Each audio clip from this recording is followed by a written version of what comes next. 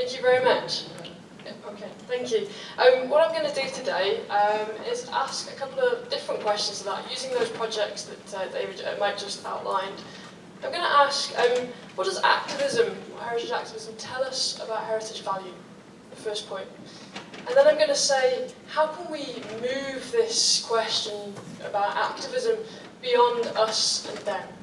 When I work with activists, the phrase that comes back to me time and time again is us and them. And I want to kind of reframe the debate a little bit away from that with some conceptual thinking underpinned by a couple of projects I've been involved in, one with young people and skaters in the South Bank Undercroft in London, and another project called How Should Decisions About Heritage Be Made, where I worked with the HLF, National Museums, conservation officers and community heritage activists to try and understand the decision-making process behind some of this us and them tension that seemed to come out. So, for me, what I'd like to do really is think about motive and input. We've heard quite a lot today about outputs, about skills. And what I'd like to talk to you a little bit about is to try and understand why people get involved in the first place. What's the motive, what's the input, rather than what they gain from being involved with heritage. And for me, this slide and this quote kind of sums everything up. I think as heritage professionals, and we probably all class ourselves as those, we're very good at working out what the age and historic value and architectural value of built environment is. We could say that quite easily.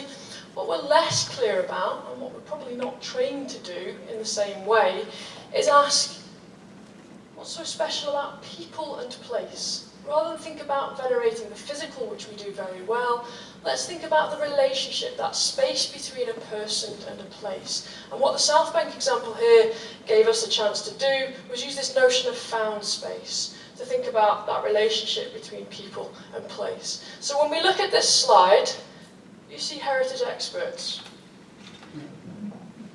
Are the skaters experts? Well, they are, because I certainly can't skate like that, and thank goodness the project didn't involve that. The health and safety risk would have been too much, I think. But in my opinion, these skaters are heritage experts.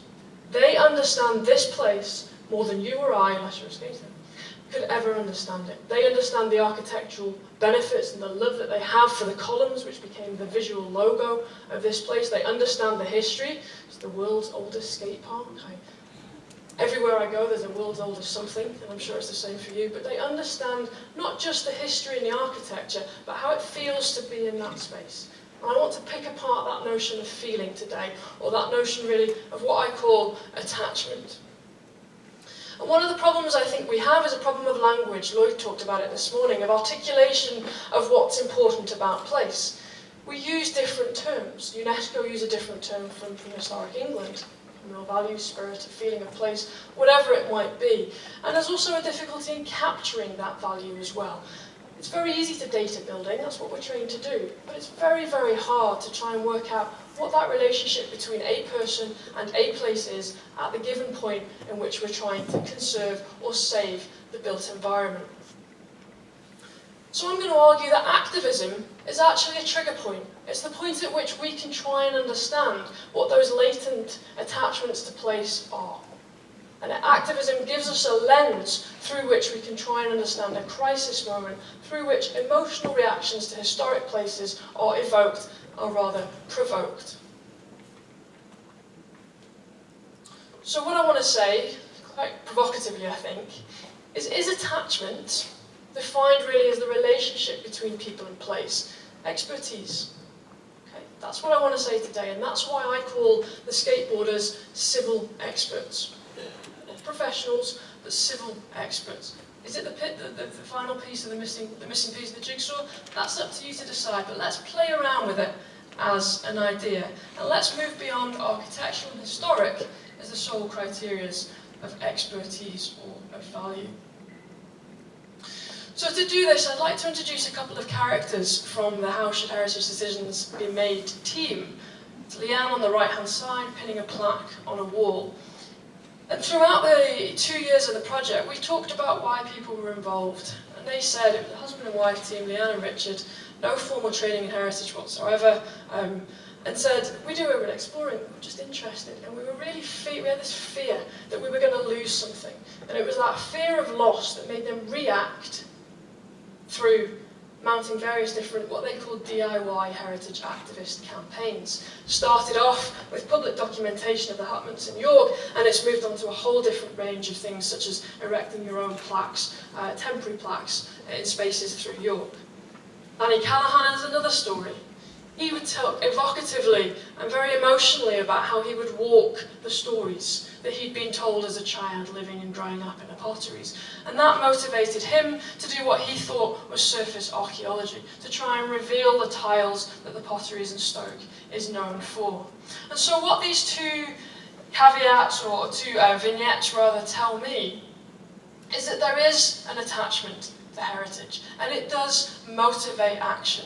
Not formal action in the way that you and I might understand it, but that emotional connection to a place provokes people to want to retain or conserve the valuable elements of their past.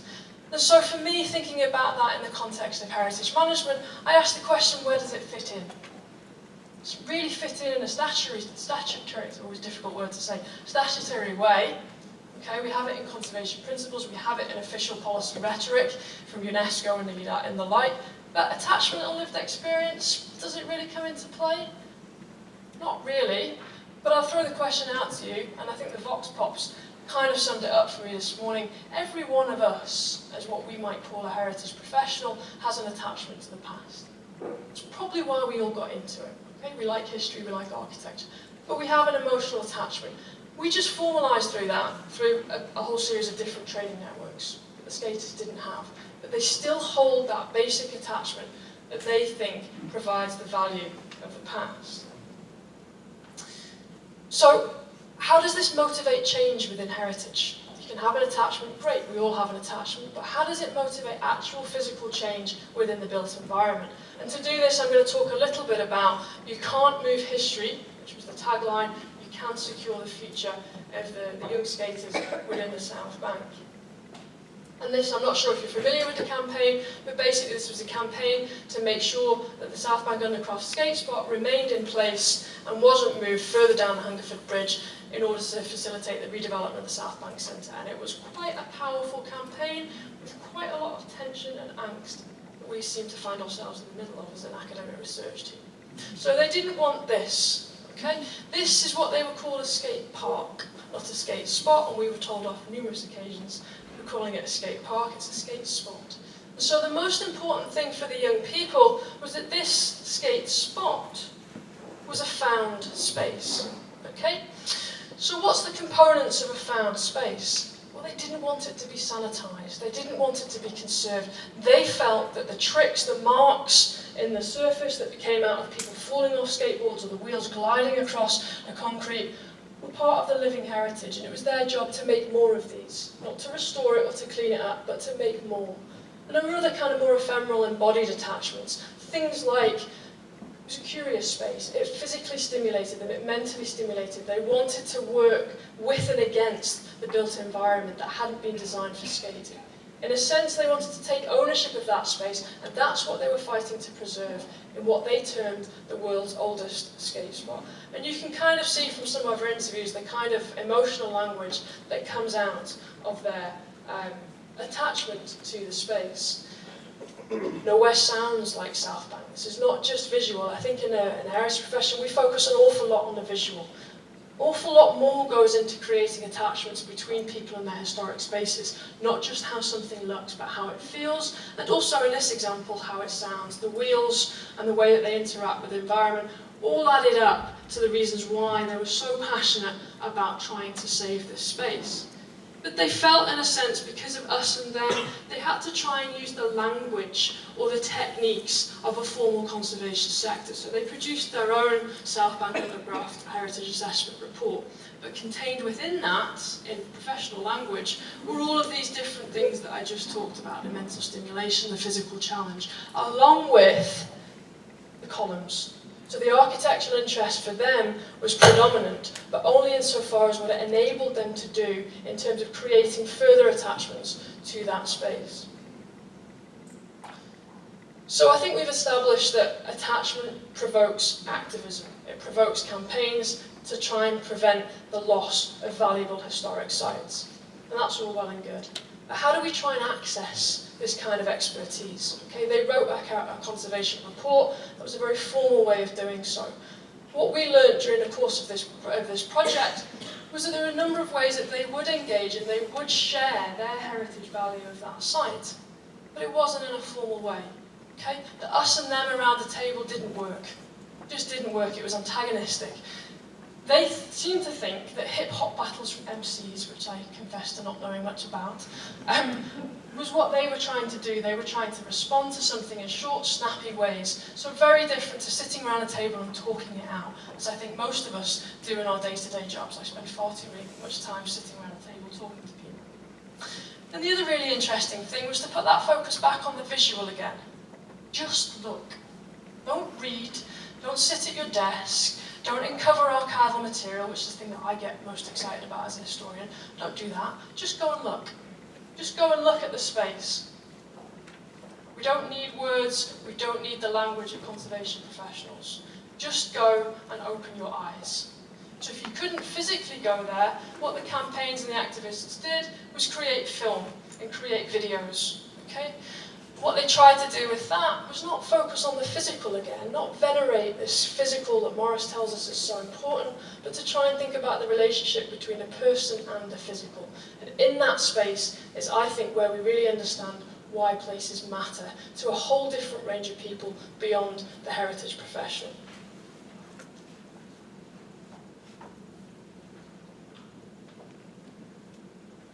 Other ways, we had a fantastic talk about social media, so I won't repeat that. York Past and Present was another way of trying to engage people, to kind of put their attachments to historic places into the public domain so that we could read them and could engage with them. Create your own plaques, and as Danny says on the right-hand side with the tiles, just roll your sleeves up and get going, which, by the way, I think caused the conservation team in Stoke to have several fits. So there is a tension within that as well, which needs to be managed and thought through. And I'm going to use a quote here from Karen Rutfield, who works at the HLF, and they're a partner on a project in the Heritage Decisions, well, partner in both projects, South Bank and the Heritage Decisions. And she said that she found from this project, she very rarely had a chance to just go listen to these people, just face to face, just go talk to them and find out what it was that was important about that. And she said that has fundamentally changed the way that she sees the HLF and their practice moving forward. And I'll show you a couple of quotes from that later. So I want to finish off, really, by talking about how do we negotiate this expertise. It's been identified that local people or civil experts, who I would define really as being embedded locally in place, they have a knowledge which we don't have at all. Only through lived experience can you really start to understand what is completely special about that place, beyond the visual. And I think that's something that we're not trained to do in ways that we could be trained to do. I train built environment professionals. It's certainly not on our curricula. And I think that's something that we might want to think about, chipping away at universities to try and make that happen. That's a difficult case to make as well. So how do we negotiate this expertise? How do we take that form of attachment and think about it in the process of making decisions about heritage, about what we conserve, but also about what we designate as well? I didn't have the answers. In fact, I got incredibly angsty and uneasy and anxious sat in a room as the Heritage Decisions team came up with what they termed the DIY Heritage Manifesto. And it scared the living daylights out of me. I remember saying, I'm an academic, not an activist. I think about things, I don't act. You know? That's what I do, that's what I'm paid to do, that's what I'm good to do. Okay? And it did, it scared the living daylights out of me. And then I realised what was underpinning it, which was a deep connection to the past that we were missing as professionals, because we just saw the visual, we just saw the physical. There was something else going on here that was being captured in this DIY Heritage Manifesto. And it's, somebody said earlier, it's not rocket science. It's really not rocket science. It's articulating what it is about that place that matters to you enough to want to give up your time, your unpaid time, to go and try and save something. It's about storytelling, it's about capturing those stories. It's about small individual actions that lead to greater change, and I'll show you how that greater change has come about in a little while. So Danny, who I introduced you to a little bit earlier in Stoke, he was kind of the lead in this. He would define himself as a community heritage activist. And he doesn't want to take the credit for it, but I'm going to give it to him because he really pushed it forward. And he says this is not linear, this is not dogmatic, this is not a toolkit, this is something to start a conversation. This is not something where we all sit in a room and say we should definitely do this before we designate somewhere or we make a change in planning decisions. But this is something that helps us try and locate what is of value to people who sit out with the official heritage system. And so the project then took that and put it into 4 different words, our mantra, if you like. And this was signed up to by people across the spectrum, from the HLF to national museums to academics to community heritage activists. It's called ACT. Make change from where you are. Connect. It sounds very jargonistic, doesn't it? Connect, reflect, and situate. And my God, it took us ages to come up with these words. But what we tried to do was crystallise some of the ways in which DIY heritage, based upon your own individual attachment, could have value within a wider heritage system. And so Danny says, actions, not words. Just make tiny incremental changes, and the knock-on effect of that could mean that those 250 tiles that had never been seen before in Stoke were revealed to the wider public, which had a knock-on effect for a whole heap of other emotional attachments that came out through the stories that people told when they went to see that. Richard talked about a magic path. Find one person in your organisation open to the idea of attachment, and doors will open for you. Situate. I love that quote. It feels like there was a 6-foot wall with anti-paint on it before the them and us. So let's work together. One of the things that came out in the context of us and them was that we're all working towards the same goal. If the ultimate goal of conservation is to preserve the memories of the past for future generations, then that's what Leanne and Richard and Danny were doing, in the same way that I think we all do as part of our day-to-day jobs. We're all working for the same goal, but we might be working off slightly different criteria in order to get to that goal. Why not think about being more inclusive in the way that we make decisions? And the big thing for us, and I think this is one of the best things about working collaboratively, it was a co-design and co-production project, and it was difficult. Lots of different voices in the room, lots of different expertise, and lots of different ways of looking at the same problem. But one of the fantastic things for us is how that project, not the project itself, but the way that it enabled us to change mindsets between us. It wasn't the physical output of the project, but it was planting a seed, as Karen says here. It planted a seed, and it's now fundamentally changing the way that the HLF are thinking about granting money. Practical things. We don't give money to individuals like Danny. We give money to constituted groups. How do we bring those kinds of people into the system to think about their values and what they can unlock in the wider community, which helps us further develop our understanding of what is of value in the heritage sector. Gareth, head of research at the HLF, he said that this work fundamentally informed their next project with the RSA on the place index. He says we're thinking about networked heritage, but bringing other people into that network and seeing those people as civil experts, not seeing them as outsiders or people to get engaged with or to participate in or to just go and consult, but to listen. Lloyd mentioned something earlier today. He said we have to go out and educate the public. I was screaming at the back. Not educate the public, listen to the public. They have a valid right, if heritage belongs to everybody, they have as valid a right as we do to express that. And that expression comes from their attachment. And to me, that's as valid as anything else. It could be an attachment to historic interest. It could be an attachment based on lived experience. But that attachment underpins all of the reasons we do our jobs and all the reasons why they give up their time to campaign. And a big one. We had a workshop in London for the South Bank scheme. We invited the young people, we invited heritage professionals, and we put it in a house of vans, which I was a little uncomfortable with too. So we put it in a skateboard spot underneath the railway arches in London. So grimy, dirty, and 40 of us sat in a room.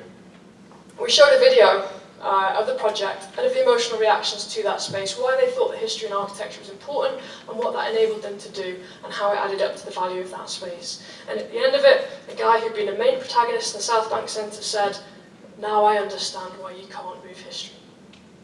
Now I understand what it is about that space that is so important." But it took 2.5 years of really, up against each other, us and them, for him to really start to think about what was so important. So towards a conclusion, I don't have the answers, but I think it's about planting a seed. It's about taking the idea of attachment, of felt value, and thinking about it in your own context. Is this something you want to work with, or is it not? As Louis said, one of the young skaters, should it be considered or should it not? I think it's for us to make educated decisions about it rather than just not consider it at all. Like Danny says, can it promote conversations? Can we start to discuss whether we think this is a form of expertise that should be included? And I'll go back to the first point. It's difficult to get at. We're not trained for this. Sociologists, anthropologists are trained for this. Maybe some kind of formal training in the future might include those kinds of skills for conservation professionals. Just throwing it out there as an idea, a plant a seed to think about. And I'm going to leave the last word to Louis. He's now an 18-year-old boy. He stood with his bum bag over his shoulder, addressing a room full of heritage experts, civil and professional. And that's what he said. Imagine individual after individual with their own experiences and feelings about the place. Think about how many people have got a deep connection with that space. There's not much to put in a museum, but you can quite clearly see that that is heritage. And so my question to you is Louis a heritage expert?